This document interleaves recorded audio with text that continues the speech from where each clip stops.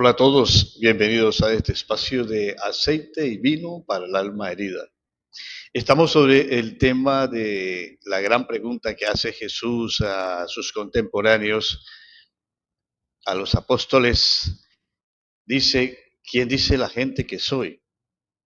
Bueno, unos responden que es un profeta, otros responden que es una prefigura de Elías, en fin, hay muchas posturas acerca de quién es Jesús. Jesús se mete más en la intimidad del grupo para decirle a los apóstoles, ¿ustedes quiénes dicen que soy? De allí sale la respuesta de Pedro, tú eres el Cristo. Es una afirmación que viene de Dios en el corazón de Pedro. Realmente Pedro no podía entender ni dimensionar quién era Jesús. Desde su poca visión de la vida espiritual y de las cosas eternas, no podía hacerlo. Jesús dice, te lo ha dicho el Padre, te lo ha revelado el Padre. Pero bueno, hemos hablado en estos episodios acerca de algunas posturas que surgen después de la resurrección del Señor. Realmente mientras Jesús estaba en su humanidad, se podían decir muchas cosas de él, hasta que tenía demonio, hasta que estaba loco, hasta que era una persona revoltosa. Pero después de que Jesús resucita, las cosas empiezan a tener un sentido diferente, más profundo. Pero debido a que pasan varios años en que no hay nada escrito realmente sobre Jesús, la iglesia se vale de la tradición oral, de lo que han escuchado de los apóstoles. Algunos ya han fallecido, otros están escribiendo, intentando mediante su propia experiencia de Jesús escribir quién es Él. Y hay dos lados. Jesús es completamente Dios, Jesús es completamente hombre. Y unir esas dos versiones, vaya que costó demasiado trabajo. Y aún todavía se resurgen pensamientos que nacen de ese debate, que nacen en el segundo y tercer siglo. ¿Quién es Jesús para nosotros? Bueno, no es solamente una experiencia para recibir a Jesús en el corazón. No es solamente el tema de llegar a creer que Él ha venido para perdonar nuestros pecados, para morir por nosotros, para darnos vida mediante su resurrección, que es muy valioso. Pero ir un poco más a esa parte teológica nos cuesta. Nos cuesta porque ha habido tanto debate y se han soltado tantas ideas y tantas comunidades y sectas hoy en día afirman una cosa, afirman otra, que podríamos llegar a confundirnos fácilmente. Cristo es Dios, Él es eterno, y no un Dios o un ser creado como creen y afirman algunas sectas. Permítanme hablar un poco de esa parte divina de Jesús y luego hablaremos de la parte humana. Desde esa parte divina, las sectas en el primer siglo, segundo siglo, empiezan a desdibujar a Cristo en su humanidad, quizás por querer resaltarlo en su divinidad. Se exageran demasiado y hacen una figura, una caricatura divina de Jesús. Un hombre llamado Arrio afirma que Jesús fue creado por Dios Padre y que por lo tanto tuvo un inicio, un principio. Por lo tanto, Jesús no es Dios, es una criatura de Dios. Cuando este hombre lanza ese pensamiento, pues surgen los debates. Se crea el primer concilio para debatir entonces ese pensamiento de este hombre. Y aunque se llega a una decisión en ese concilio, las cosas no quedan quietas ahí. Se sigue moviendo y hoy se sigue moviendo a través de sectas grandes, sectas importantes dentro del sistema religioso. Y digo importantes solo por el número y la forma en que ellos hacen prosélitos. Este hombre, Arrio, negaba la deidad, la preexistencia, la eternidad, la igualdad con el Padre, y eso se convierte en una herejía. Porque un ser creado no puede salvarnos, no puede perdonarnos los pecados, solo Dios perdona los pecados. Y Cristo es el mediador, pero también es el redentor y perdona los pecados, luego es igual a Dios. Ahora, sobre la preexistencia de Jesús, bueno, ellos dicen, algunos ya después de Ario vienen otras discusiones, dicen sí, ah, Jesús es preexistente, es decir, antes de María, pero afirman lo que ya he dicho al comienzo, que Él fue creado. Así que decir que Jesús es preexistente no es tampoco una gran respuesta a esa postura. Sí, para ellos también Jesús fue preexistente, pero no dicen que Jesús es eterno. Eterno es diferente a preexistencia. La preexistencia nos denota que hubo una vida antes de la vida que conocemos como humanos. Pero la eternidad fluye en el movimiento y naturaleza de Dios. Así que podemos decir que Jesús es eterno y a la vez es preexistente en cuanto a nuestra naturaleza.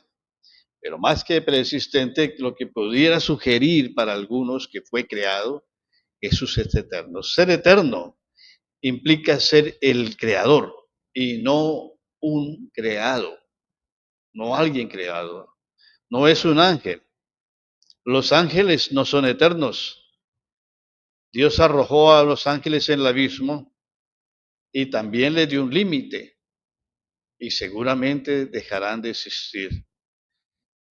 Si Jesucristo es Dios, entonces Él tiene que ser eterno. Dios no tiene comienzo. Nunca hubo un tiempo en Él que no existiera. Él es el que es. El Salmo 92 dice, antes que naciesen los montes y formases la tierra y el mundo desde el siglo y hasta el siglo, tú eres Dios. Es una expresión poética bellísima, pero contiene una profundidad acerca de la eternidad de Dios. El apóstol Juan escribe 90 años después, precisamente en ese gran intento de corregir las posturas y las doctrinas que ya empezaban a surgir de los gnósticos. Dice que, hablando de Cristo, Él estaba junto a Dios porque es Dios. Y como Él es Dios, Él es quien realiza las obras creadoras de Dios. Todas las cosas, dice Juan 1:3, por Él, el Cristo, fueron hechas. Y sin Él, sin ese Cristo, nada de lo que ha sido hecho fue hecho. Había un concepto claro en los apóstoles, pero no se sabe por qué se quiere desdibujar o hacer de estos versículos una especie de ejercicio en donde no se queda el alma quieta en lo que dice la Escritura. Jesús es el dueño, el soberano, el heredero de todo. Él es el creador de tu universo. Él es el que lo hace funcionar inclusive. Hebreos 1:2 dice acerca de Jesús, en estos postreros días Dios nos ha hablado por el Hijo, a quien constituyó heredero de todo y por quien asimismo hizo el universo. El autor de la carta de los Hebreos, para argumentar esto a unos creyentes que pensaban en regresar y volver a esa religión judía, les aplica también el Salmo 102, 25 y 27 para manifestar claramente que Él, ese Jesús, el Cristo, el Salvador, es eterno. Dice, tú, oh Señor, en el principio fundaste la tierra y los cielos son obra de tus manos. El apóstol Pablo, para contrarrestar la insignificancia de los ídolos, le dice a los corintios que hay un Dios y un Señor, Curios, quien es el creador, hacedor y sustentador de todas las cosas, mostrando la igualdad y unidad entre el Padre y el Hijo. Esto es lo que escribe Pablo. Para nosotros, sin embargo, solo hay un Dios, el Padre, del cual proceden todas las cosas, y nosotros somos para Él. Y un Señor, Jesucristo, por medio del cual son todas las cosas, y nosotros por medio de Él. Aquí está en igualdad con el Padre, en importancia y en ser creador. Pablo a los colosenses les dice que Él, el Jesús, el Cristo, es el agente ejecutor, la corona de la creación, la causa y el fin de todas las cosas. De estos dos versículos podemos deducir claramente que Él es el creador, no un ser creado. Dice Colosenses 1, 16, 17. En Él fueron creadas todas las cosas, las que hay en los cielos, las que hay en la tierra, visibles e invisibles, sean tronos, sean dominios, sean principados, sean potestades. Todo fue creado por medio de Él y para Él. Y Él es antes de todas las cosas, y todas las cosas en Él subsisten. ¿Qué pasajes? Pero aún con todo esto contenido del pasaje, algunos siguen insistiendo que Jesús es un ser creado, como una especie de ángel o arcángel o algo así, que es la corona de la creación. Y aquí está diciendo claramente que Él creó las cosas, todas las cosas fueron creadas. Juan capítulo 1, versículo 1 y 2. En el principio existía el verbo, y el verbo estaba con Dios, y el verbo era Dios. Él estaba en el principio con Dios. Bueno, existen tantos pasajes para darnos tranquilidad y seguridad acerca de esa imagen correcta de Jesús. El tiempo no nos da para expresar más pasajes, pero hay muchos. Solo dejaré otro más, porque hay más pasajes. El mismo Señor Jesucristo afirmó de una manera clara su preexistencia, hablando a un grupo de líderes religiosos de judíos incrédulos. Él dijo, Abraham vuestro padre se gozó de que había de ver mi día y lo vio y se gozó. Juan 8:56. Y estos judíos pues quedaron, bueno, perplejos con estas palabras, entendiendo que él estaba diciendo que él y Abraham existieron en esta tierra al mismo tiempo. Entonces le dijeron los judíos, aún no tienes 50 años y has visto a Abraham. Juan 8:57. Bueno, estos hombres sabían que Jesús ni siquiera tenía miedo, tenía medio siglo de vida, no era tan viejo. Y que Abraham había vivido y había muerto aproximadamente 2000 años antes. ¿Cómo podía este hombre sostener que tenía 2000 años de edad? Ellos quedaron escandalizados y enojados por las palabras finales del Señor. Antes que Abraham fuese, yo soy. Ellos consideraron que esto era la mayor de las blasfemias y tomaron piedras para arrojárselas. Queridos amigos, hermanos, sabemos que esa humanidad de Jesús, frágil en cierta manera, un Jesús que podía ser tocado, humilde, un carpintero, un perseguido, un migrante, este Jesús sencillo, todo lo que cubría esa humanidad no dejaba ver su eternidad. Y Jesús nunca usó de esa eternidad para ah, hacerse un mago, un hombre especial, alguien relevante en medio de todos con un poder maravilloso. Fue sencillo y eso es lo que quizás perturba a muchos.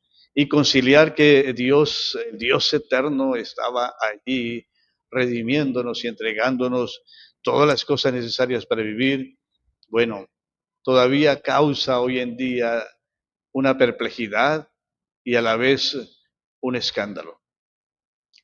Pero dejamos el tema aquí, que es profundo, largo, extenso, y hay más material si ustedes quieren sobre estos pasajes y este tema que puedo enviarles si me escriben a Aceite y Vino para el Alma Herida o a través de YouTube. Por ahora dejamos ese tema inconcluso, diría yo, porque faltan más cosas por decir. Pero en la exaltación de ese Jesús es creador, no una criatura, es Dios. Y en la eternidad de la eternidad estaba pensando en nosotros para amarnos y salvarnos. Hablaremos pronto del otro lado, del otro pico, que es el punto de su humanidad, que también causa perplejidad y crea movimientos de herejía en el tercer siglo. Gracias por acompañarme en este episodio. Compártalo con otros si lo cree necesario. Bueno, les hablo desde la ciudad de Bucaramanga y les deseo que pasemos todos un buen día, contentos en el Señor.